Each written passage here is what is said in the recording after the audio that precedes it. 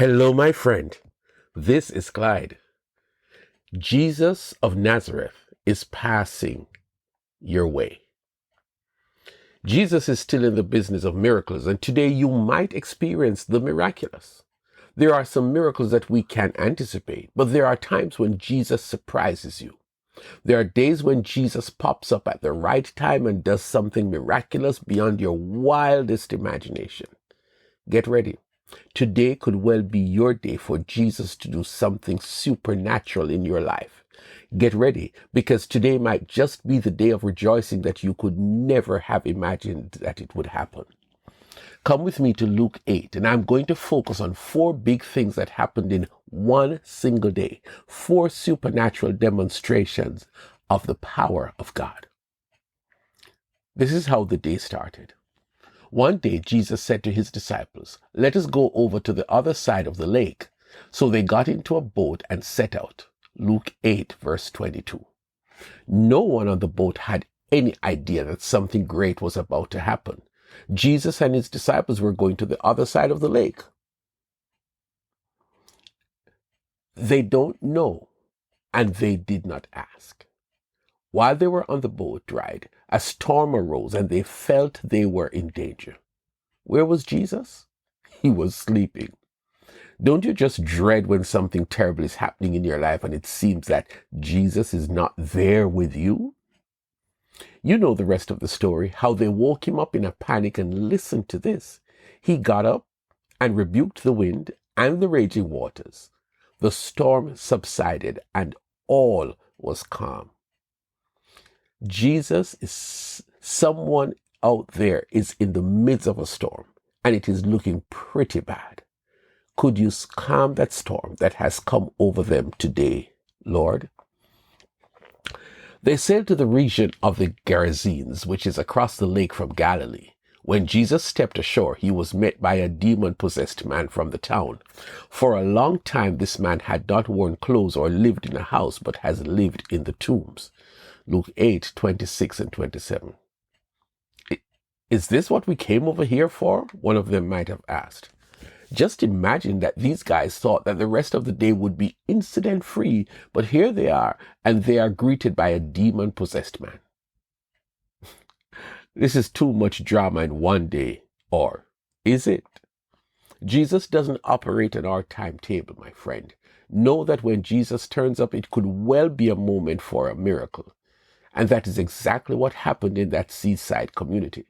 Jesus delivered the man from demon possession. But notice that this man didn't ask to be delivered, but Jesus turned up and he was not going to be the same. The people did not have a prayer service the night before. No one was expecting him, but Satan knew that if Jesus turned up, Satan, was in trouble, because Jesus was going to heal this man today. And he did. There is nothing to suggest that Jesus knew what was awaiting them on the other side when they left on this boat ride. But several hours later, a man who was possessed by legions of demons was healed, set free, and even wanted to join Jesus' team. Don't play with Jesus. What might seem like an arbitrary situation was well on his timetable. Don't relegate him to the ordinary. If he shows up, expect a miracle. I pray that Jesus will show up in your situation today and deliver to you a huge miracle. Now, when Jesus returned, a crowd welcomed him, for they were all expecting him. Luke 8 and verse 40. Sometimes we kind of know that Jesus is coming where we are. You don't know how, you don't know when, but something in your spirit makes you believe that Jesus is coming your way. And when he turns up, expect something great. Believe that something great is about to happen. This time, there was a crowd, and I guess they were excited that miracles are going to happen today. Yes, he might take the time to teach them some great lessons, but I believe that big crowd, there were some people there who were expecting him or who wanted him to do some great miracles, heal some sick, drive out some demons. How about raising a dead person like he had done recently in the town called Nain? Well, that day, the most surprising miracle occurred in secret. A woman who had a serious blood disorder for many years was part of that crowd. Truth be told, Her diagnosis was of such that it was embarrassing for her to be in public. She must have been one of those people who were expecting Jesus to turn up, and she made up her mind, if there is going to be miracles, I want to be one of them. You know how she touched the edge of his garment, trying to not be seen or heard? And it happened. Her disease was healed that moment. Don't you just love Jesus, how he will not allow you to keep your blessing to yourself? So he called her out. Daughter, your faith has healed you. Go in peace. That could be you today. That thing you have been dealing with, release your faith and not doubt. Let your faith touch Jesus, and you may end this day rejoicing. While Jesus was still speaking, someone came from the house of Jairus, the synagogue leader. Your daughter is dead, he said. Don't bother the teacher anymore. Hearing this, Jesus said to Jairus, don't be afraid, just believe, and she will be healed. Luke 8:49-50. He is going to do it again.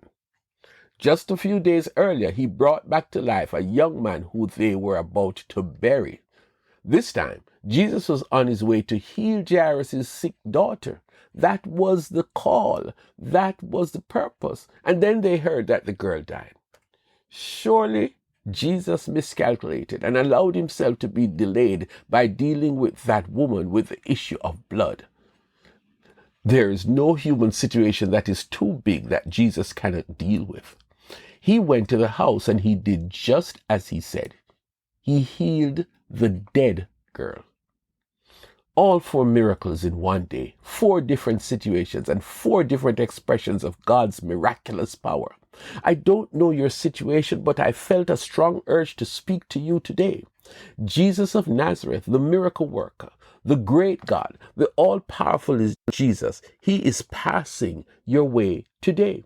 You might well be in line for a calming of your storm, or a deliverance from Satan's stronghold on your life, or a healing of something that seemed hopeless, or a resurrection of something that has died, killing your hope. Today, my friend, might well be your day. Jesus of Nazareth is passing your way.